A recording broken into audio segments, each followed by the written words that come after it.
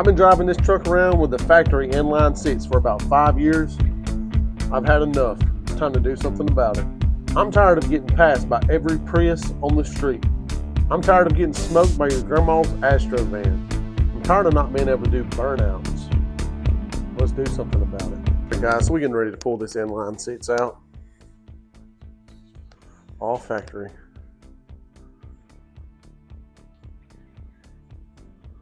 So, for me, one of the worst things to do is drain all your coolant right before you pull the engine, because it gets all over the shop floor. I don't care what you put under it, you're gonna have coolant everywhere. So don't tell anybody, but if you can see that puddle back there, I've already drained the coolant before I pulled it in, so we don't have that mess to deal with now.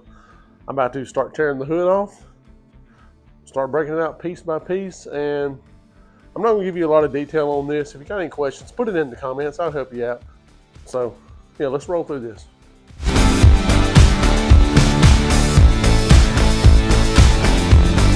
When you're doing this part and pulling the motor out, be sure, don't cut any wires. Anything you can leave attached to the engine and still get the engine out, if it's things you're not using, leave them on there. You're getting rid of them anyways. Don't waste your time taking them off. Like this AC compressor, don't work, it's going with the engine anyways, leaving it on. We'll get the bare minimum off of it to where I can just pull it all out at once. So.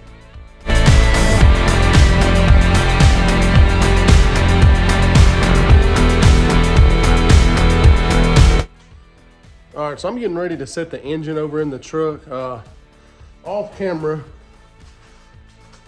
you can kind of see the frame rails. I went ahead and rolled this thing out of the shop, pressure washed it all, painted the frame rails. I didn't do the inner fenders yet. I'm probably gonna wait and just pull them out and clean them up and paint them. I didn't record any of that because honestly, it's not necessary. A lot of y'all's trucks might already be nice and clean under there, and it's just gonna be a straight swap. In my case, it was nasty under there. So I just cleaned it up some, and I'm gonna go ahead and set the engine over in there. Typically, I would do the engine and transmission at the same time. You know, a lot of times, depending on if you have help. It's really easier to me if you bolt them both together, slide them in when you have somebody here with you. But being I'm gonna be by myself, I'm just gonna drop the engine in by itself. Well, I can go ahead and get started and get some stuff done on it. So let's do it.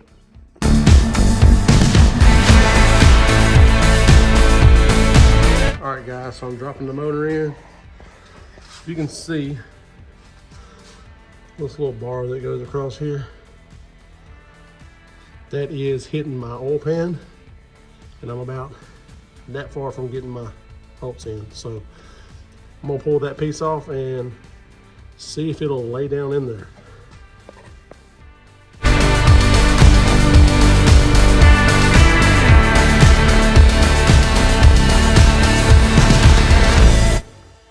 All right, I got that bar out. That bolt and that bolt are not easy to get to.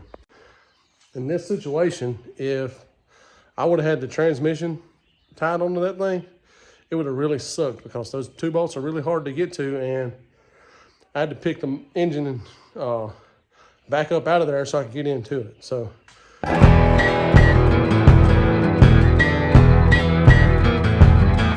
As you can see, I got the transmission in the truck. Worked out good. Transmission in, cross member bolted right in. Even got the drive shaft in. So I was concerned that going from the Turbo 350 3-speed transmission to the 4L65 4-speed transmission, that I would have issues with my drive shaft.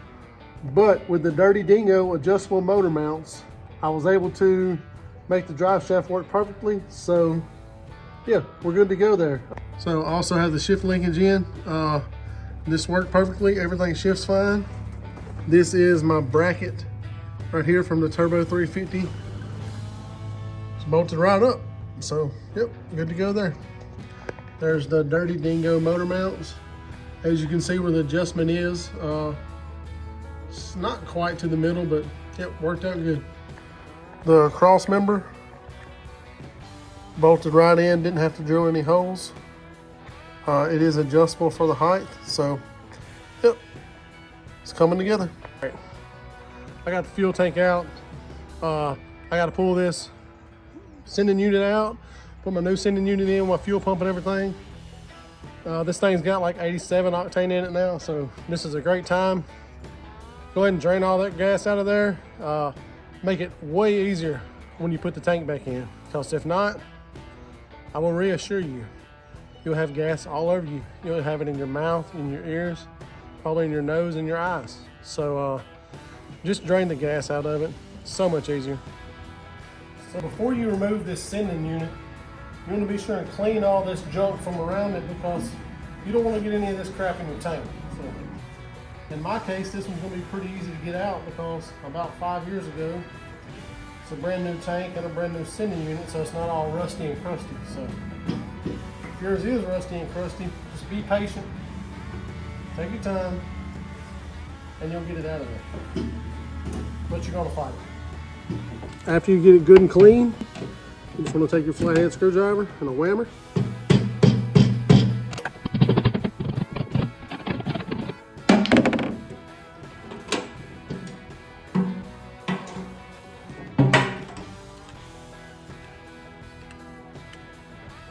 Get that out of there if you can. My hand won't fit. Oh, it's good in that tank.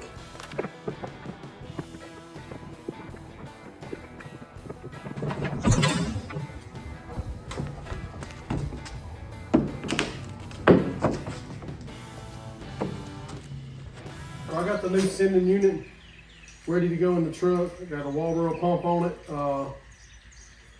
So yeah, I'm gonna go ahead and drop this in the tank. I need these lines going back towards the inside of the truck. So also you need to make note. I'm gonna do it right now. I'm gonna get a marker and I'm gonna mark these lines. You follow this line down. I know that this is the supply going with the pump. I'll put an S on it. So this is return.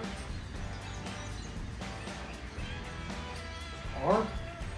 Obviously that one's a vent.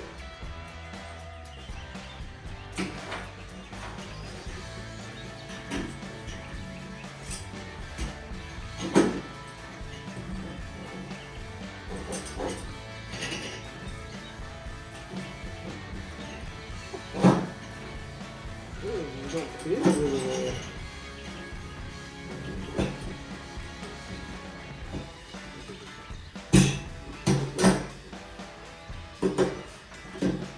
Had to force it. Then you take your hammer, your screwdriver, just slowly work in.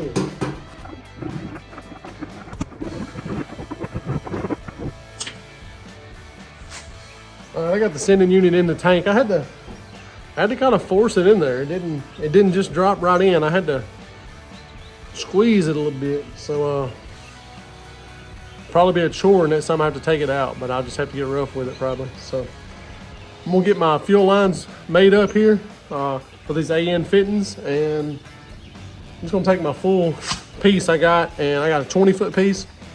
I'm gonna put a connection on each end of it and run it underneath the truck all up into the hood, and then I'll worry about under the hood when that time comes. So let's do it. All right, I'm ready to go back in with my fuel tank. I got my supply, vent, and return. This is going to go up over the frame rail, and I'm gonna get her put back in the truck.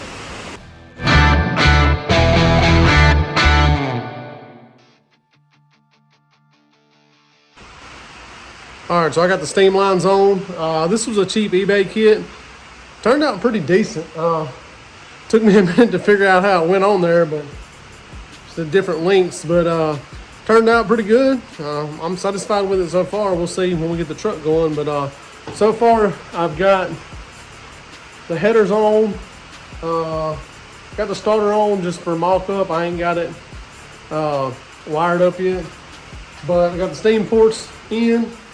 I got to get a fitting for my oil pressure sender, but I think I'm going to go ahead and slap the intake on this bad boy, and after that I may try to get my radiator in. So I'm not going into a lot of detail on this stuff, but if you got any questions, put it in the comments below. I'll reply to all comments, and if it's a good question, I'll just do a separate video on whatever you got a question on. So yeah, I'm going to keep on keeping on this deal, so stick in there.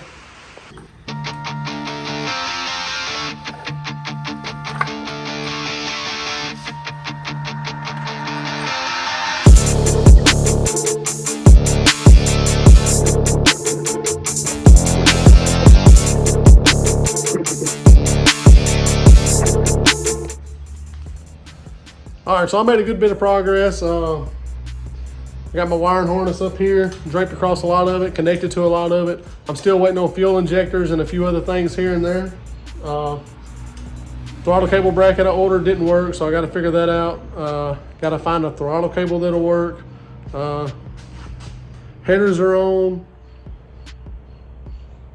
Plug wires, all that good stuff. The harness, I'm putting my computer inside the cab, and I put my harness through the firewall right here. I drilled a 2-inch hole there, and it was a pain in the butt fishing it through there, but I got it through. But that's gonna do it for this video. On the next video, we're gonna finish the wiring. We're gonna get a radiator in it, radiator hoses, all that good stuff. But the next video, this thing will run. Also, I got HP tuner software, hardware and software, so I'm gonna be doing the tuning on it. I'm not going to show you any of that because I have no idea what I'm doing, but it will run in the next video. So hopefully within another month or so, you'll see it fire up. Thank y'all for watching. See you on the next one.